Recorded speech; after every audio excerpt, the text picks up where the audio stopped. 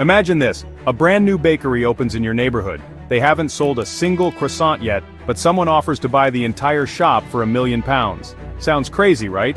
This is the intriguing world of startups, where companies with zero revenue can command eye-watering valuations.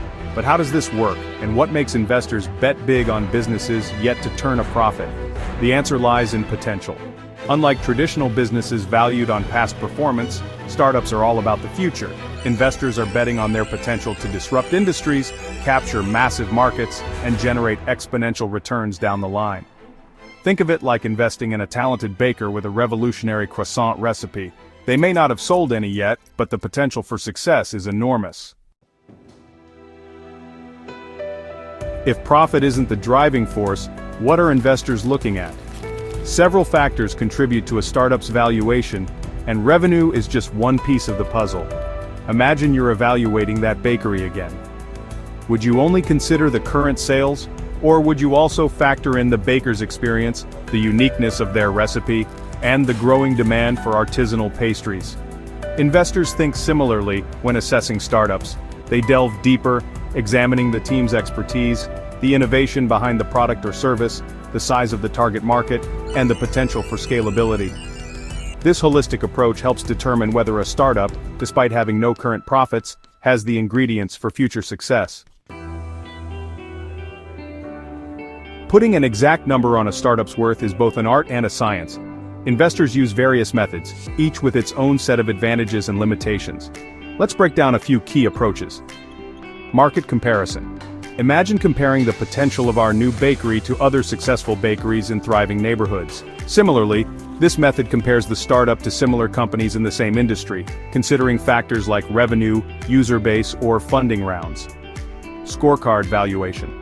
This method uses a scorecard to evaluate the startup across various factors, assigning weights based on their importance. It's like judging a baking competition where points are awarded for taste, presentation, and creativity. Risk factor summation. Every startup journey comes with inherent risks. This method assesses the likelihood and impact of potential roadblocks, adjusting the valuation accordingly. It's like factoring in the risks of opening a bakery in a competitive market or dealing with fluctuating ingredient costs. VC method. Venture capitalists, known for their high-risk, high-reward investments, often use this method. They estimate the startup's potential future value and then work backwards, factoring in their desired return on investment and the dilution of their equity over subsequent funding rounds. Painting pictures with numbers. Now that's something, isn't it? Imagine a graph charting the bakery's journey. But hey, instead of just focusing on revenue, it also highlights the rapidly growing number of customers pre-ordering croissants, the glowing online reviews, and the increasing foot traffic. This visual representation, it's not just numbers on a chart, it tells a compelling story of progress and potential. Startups use similar tactics. They showcase key metrics beyond revenue to demonstrate their trajectory. Graphs that depict user growth, customer acquisition costs, and market share, they paint a much more comprehensive picture of progress and potential, even when significant revenue isn't quite there yet. Unicorns in the making. Let's talk about some real-world success stories. The startup world, honestly, is full of companies that hit billion-dollar valuations before they even turned a profit. Take Canva, for instance. This graphic design platform, it reached a $40 billion valuation in 2021, even though it wasn't profitable. Why?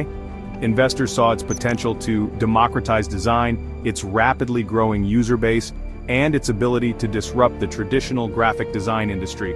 And then there's Stripe, the online payment processing giant. It achieved a whopping $95 billion valuation in the same year, driven by its innovative technology, its critical role in the booming e-commerce sector, and its potential for global expansion. These examples, they really show how investors are willing to bet big on startups that have strong fundamentals and a clear path to future profitability. The price of potential. It's exciting, but let's talk about navigating valuation risks. While a high valuation is undeniably alluring, it's super important to acknowledge the potential pitfalls. Overvaluation, often fueled by hype or aggressive investor competition, can lead to unrealistic expectations and honestly jeopardize a startup's long-term sustainability. Think about our bakery. If it received an inflated valuation, it might face unsustainable rent increases or feel pressured to expand too quickly. Similarly, overvalued startups could struggle to secure future funding rounds at reasonable terms, or face serious challenges if their growth doesn't meet those sky-high projections. And there's another thing: founders need to be mindful of equity dilution. As they raise capital, they're giving up a portion of their ownership. Now sure, this is a necessary trade-off for growth, but founders need to strike a balance. They've got to make sure they retain enough equity to stay motivated and, importantly, in control of their company's direction. Your startup, your valuation, it's a big deal, right? But hey, navigating this world doesn't have to feel overwhelming. Remember, knowledge is power. Aspiring entrepreneurs can take proactive steps to approach this process strategically. First off, focus on the fundamentals. Build a strong team, create an exceptional product or service, and validate your market need. These are the foundation of a sustainable business, and trust me, they'll resonate with investors. Then, timing. It's everything. Enter the market at the right moment, capitalize on trends, and address a relevant need.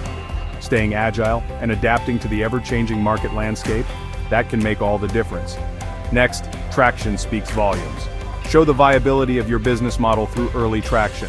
Whether it's user growth, pilot programs, or strategic partnerships, tangible evidence of progress really strengthens your position.